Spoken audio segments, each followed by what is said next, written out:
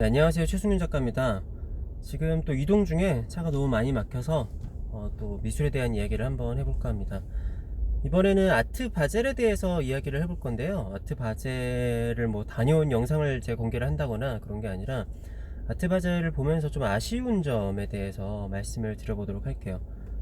일단 제 채널을 보시는 분들은 좀 미술에 관심이 있으신 분들이 있을 테니까 아트 바젤이 뭔지 대부분 아실 테지만, 아트 바젤이 뭔지 그래도 좀 설명을 드리자면은, 원래는 스위스에서 한 1970년대쯤부터 있었던 뭐 아트 페어라고 해야 되나, 그렇고요. 지금은 이제 아트 페어지만 지금은 이제 스위스에도 있고 마이애미에서도 하고 있고, 그 다음에 홍콩 아트 바젤이 있어요.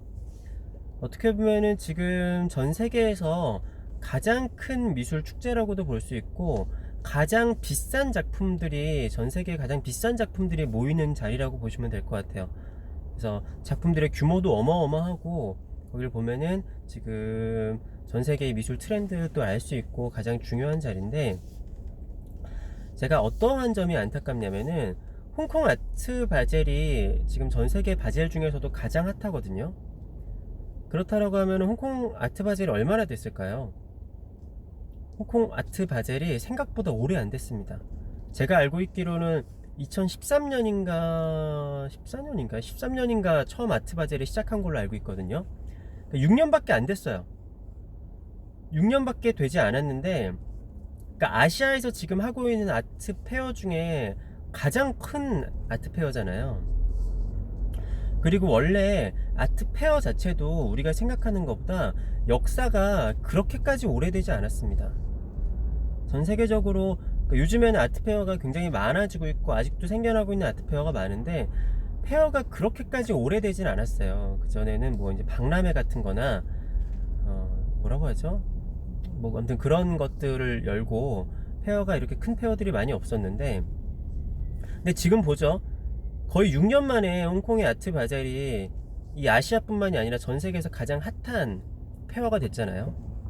물론 홍콩에는 여러 나라 사람들도 많이 오고 돈이 많이 굴러가는 곳이니까 그런 게 아닌가 생각할 수도 있겠지만, 저는 꼭 그렇지는 않다라고 봅니다. 사실 우리나라의 키아프가 역사가 훨씬 더 오래됐거든요. 키아프가 거의 어떻게 보면 아시아에서 가장 처음으로 생긴 글로벌 아트 페어, 그러니까 인터내셔널 아트 페어의 성격을 지닌 페어였어요. 그러니까 사실 아트 바젤이 있기 전에 조금 더 생각을 하고, 뭐 중국에도 아트 페어가 활성화되기 전에, 사실 아시아의 다른 나라의 아트 페어라는 것 자체가 거의 없었을 때도 키아프가 있었단 얘기죠. 그럼 이거를 굉장히 잘 키워놔서 세계적으로 홍보도 잘 하고 했었으면은, 키아프 자체가 아트 바젤 이상이나 아니면 아트 바젤을 대신할 수 있는 가능성도 충분히 있었다라고 봐요. 그런데 우리가 그렇게 키우지 못했죠. 근데 아트 바젤이 잘 되니까 그 다음에 아트 센트럴이라는 것도 생겼어요. 아트 바젤이 가장 최고가라고 생각을 하면은 아트 센트럴은 같은 기간에 하지만 좀 중간 정도의 작품 퀄리티인 거죠. 그래서 그 아트 바젤 기간에 위성 페어들이 많이 있거든요. 바젤도 있고 아트 센트럴도 있고, 그 다음에 뭐 그 호텔 아트 페어들 있잖아요. 아시아 컨템퍼러리나 하버 아트 페어나 뭐 또 여러 가지 페어들이 있어요. 제가 일전에 이 아트 페어가, 페어에서 그림이 팔리고 하는 매출 이상으로 중요한 게, 그때 나라 전체로 관광 수입이 엄청납니다. 특히 미술 하시는 분들은, 자기 미술하는 지인들이나 아니면 미술에 관심 있으신 분들이 이 홍콩 아트 바젤 기간에 홍콩으로 여행 가고 그 아트 바젤을 구경 가기 위해서 가는 사람들 엄청 많이 보셨을 거예요. 우리나라뿐만이 아니라 전 세계에서 홍콩 아트 바젤을 보러 가거든요. 또 가면은 또 조금 아트 바젤이 부담스럽다 하면은 좀 중간 정도 되는 작품, 아니면은 호텔 아트 페어에서 더 저렴한 작품들을 구입할 수 있으니까 딱 여행 가기 너무 좋은 거죠. 그러니까 이때 생겨나는 관광 수입이 어마어마한 거예요. 그러니까 불과 이게 홍콩에서 6년 전에, 그러니까 스위스 아트 바젤을 홍콩에 있던, 제가 알기로 좀 젊은 사람들이 그거를 이제 라이센스를 구입을 해서 거기서 바젤을 열었던 거거든요. 그러니까 이 마케팅을 잘하고 마케팅을 잘해서 성공적으로 하니까 나라에서도 지원을 막 해주고 해서 이거를 정말 단기간에 세계적으로 가장 핫한 페어로 만들고 아시아에서는 단연 최강이라고 할 수 있는 페어로 만든 거죠. 그러니까 미술을 좀 주도할 수 있는 거예요. 그쪽 시장에 사람들과 돈이 몰리니까 그 밑에 있는 시장까지도 낙수 효과가 일어나고 그러는 거죠. 근데 아쉽게도 홍콩은 제가 알고 있기로는 홍콩은 순수 회화가가 없어요. 저도 그때 홍콩에 있는 대학생한테 들었던 얘기인데 그쪽은 일러스트나 아니면 애니메이션 쪽 그런 디자인 쪽 아니라 순수 회화가는 그쪽 홍콩에 대학학과가 그때까지는 제가 없었다라고 들었어요. 지금은 뭐 생겼는지 모르겠는데, 그러니까 홍콩 작가들이 아니라 이제 중국이나 전 세계에서 오는 작가들이 이제 노는 장이 된 거죠. 근데 우리나라에서 지금도 페어를 한다라고 하면은 지원을 해주거나 해외 아트 페어를 나간다라고 하면 지원을 해주는데, 다시 말씀드리지만 너무나 저는 안타까워요.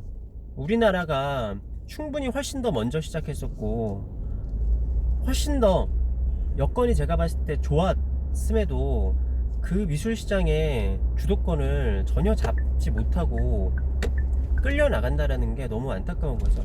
거기서는 우리나라 사람들의 그런 점도 있어요. 제가 뭐 또 자주 말씀드렸지만 우리나라 사람들이 희한하게 자존심과 자긍심은 엄청 센데, 그러니까 자긍심은 센데 자신감이 없어요.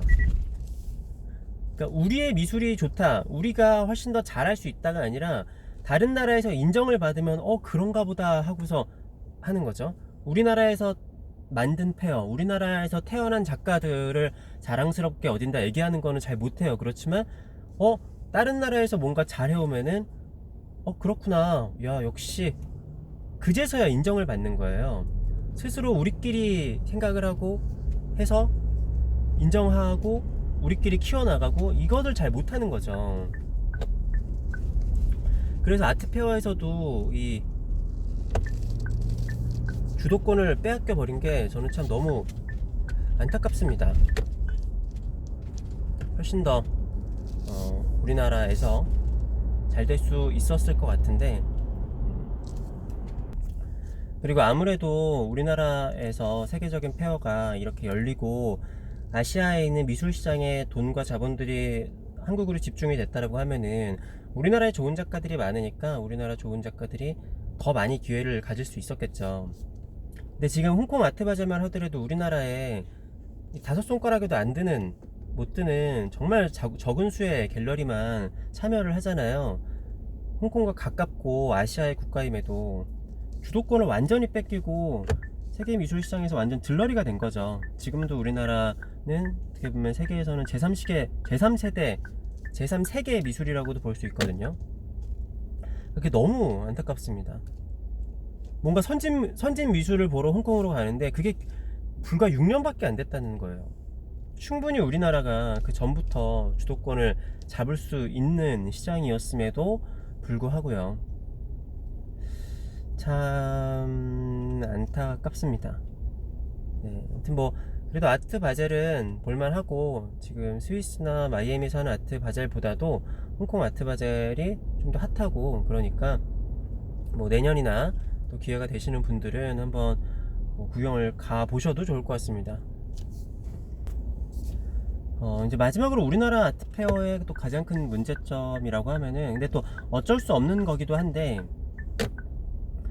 우리나라 아트 페어들은 페어들마다 차별화가 없다라는 그런 단점이 있어요. 제가 아까 아트 바젤은 최고가 작품들이 모여있고, 그 다음에 아트 센트럴이 있고, 홍콩에 같은 기간만 하더라도 다 페어의 등급들이 있잖아요.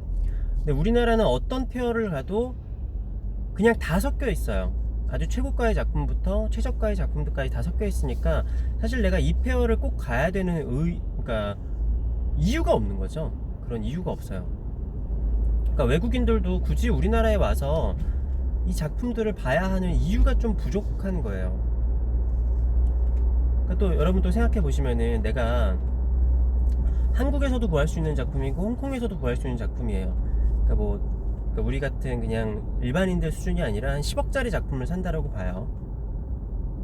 그럼 여러분들이 이 작품을 우리나라 어디서 살 수도 있고 홍콩 바젤에서 살 수 있으면은 저 같으면 홍콩 바젤에서 사겠어요. 누군가 물어봤을 때도 이 작품 어디서 샀어? 그러면은 바젤 가서 샀어 라고 하면 조금 더 사람들이 어우 와 거기서 샀어 하면서 좀 더 있어 보이잖아요. 그러니까 그러한 내가 굳이 여기까지 가서 작품을 사고 여기까지 가서 구경을 하고 하는 게 되게 중요한 거거든요. 근데 우리나라 페어는 그러한 색깔이 없고 주도권을 갖고 있지 못하다 보니까 내가 굳이 외국 사람들이, 그러니까 우리나라의 페어 정도 규모가 되면은 부산 아트쇼도 그렇고 키아프도 그렇고 우리나라 사람들 아니면은 그 지역 사람들만 가지고는 소화되는 페어 크기가 아니에요. 아트 바젤도 홍콩 사람들만 사는 페어라면 그게 소화가 안 되겠죠. 전 세계 사람들이 와야 되거든요. 우리나라 페어에 좀 적어도 아시아 사람들이라도 와야 되는데 우리나라 키아프를 보러 오는 아시아 사람들도 없고 전 세계 키아프를 보러 오는 사람들도 없는 거예요. 그러니까 당연히 그 정도 시장이 우리나라 사람들만으로 소화가 안 되는 거죠. 그러니까 작품이 잘 안 팔리고. 그러니까 인터내셔널 페어라는 게 우리나라 외국 작가들을 이렇게 데리고 와서 우리나라 사람들의 작품을 파는 게 아니라 그 페어에서만의 특징이 있어서, 그러니까 어느 나라 사람들을 데리고 오던 그 페어의 특징이 있어서 이 페어에 꼭 가야겠다라는 이유를 만들어주고 그런 페어여야지 되거든요. 물론 페어뿐만이 아니라 우리나라 지금 미술시장 자체가 뭐 박물관도 그렇고 미술관도 그래요. 외국인들이 와서 우리나라 한국에 이제 뭐 국립미술관 같은 데를 가면은 한국을 느낄 수 있다라든가 여기만 와서 꼭 볼 수 있는 전시를 하고 있지 않잖아요. 맨날 뭐 외국 작가들 전시를 하고 있는데 좀 방향성이 좀 잘못된 거죠. 우리는 해외로 나갔을 때 어디 가서 미술을 보러 가고 페어를 보러 가고 하는데 외국인들 중에서 나는 한국 가서 무슨 미술 보러 가야지, 어디 뭐 박물관은 좀 있을 수도 있겠네요. 미술관, 한국에 있는 미술관에 미술 보러 가야지 하는 사람이 전혀 없단 말이죠. 근데 그게 엄청난 관광 자원이자 미술의 주도권을 갖기 위한 엄청난 전략이에요. 그 하나만 보고 있는 게 아니라 그로 인해서 생겨나는 부가가치와 나라의 뭐 격이 올라간다라든가 여러 가지가 엄청나게 많은 거죠. 그런 것에 주도권을 갖지 못하고 그런 것에서 고부가가치 산업을 뺏긴다라는 게 저는 항상 볼 때마다 아쉬운 것 같습니다. 근데 오늘은 아트바젤에 엄청나게 많은 사람들이 여행을 가는 거를 보면서 좀 안타까움을 이야기를 했고요. 또 다음 영상으로 찾아뵙도록 하겠습니다. 구독과 좋아요 부탁드릴게요. 감사합니다.